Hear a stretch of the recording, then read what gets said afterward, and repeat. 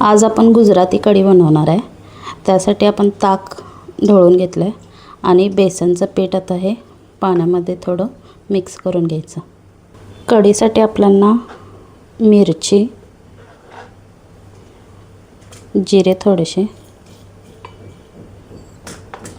आणि आलं हे बारीक करून घ्यायचं आहे। ह्यामध्ये लसूण घालायचा नसतो, गुजराती कढीमध्ये लसूण घालत नाहीत। हे बेसनचं पीठ असं आपण गुठळ्या न होता पातळ करून घ्यायचं। हे ताकात जरी मिक्स केलं तरी पण चालतंय आणि असंच जरी टाकलं तरी चालतं। भांडं ठेवलेलं आहे आणि तेल न टाकता आपण तूप टाकायचं 2 चमचे आणि कढीपत्ता टाकून घ्यायचा। कढीपत्ता टाकल्यानंतर जिरे, मेथी, थोडीशी दालचिनीचा तुकडा टाकायचा एक, हे मिरची आणि आल्याचं जे वाटण करून ठेवलेलं होतं ते टाकायचं। हे चांगलं भाजलं आणि त्यात थोडंसं आता पाणी टाकून द्यायचं। आता यामध्ये आपण हे मगाशी बेसन करून ठेवलेलं होतं ते टाकायचं।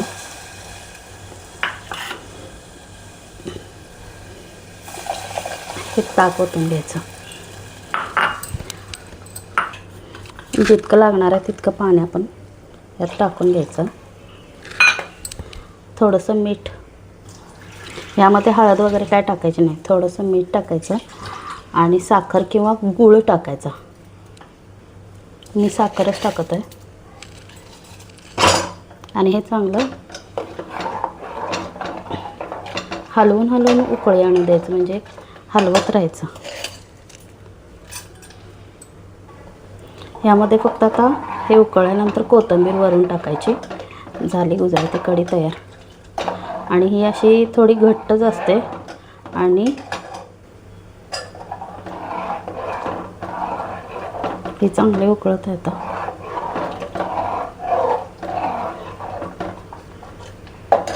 यामध्ये कोथिंबीर टाकून घ्या। कढी छान उकळत आहे आणि ही थोडी गोडच असते, म्हणजे एकदम आंबट आणि जास्त आंबट पण नसतं आणि तिखट पण लागत नाही जास्त। ही थोडी गोडसरच कढी असते, गुजराती कढी ही गोडसरच असते। त्यामुळे साखर किंवा गूळ तुम्ही तुमच्या चवीनुसार टाकू शकता। कोथिंबीर टाकलेली आणि कढी आता आपली तयार झालेली आहे। रेसिपी कशी वाटली तुम्हाला नक्की सांगा।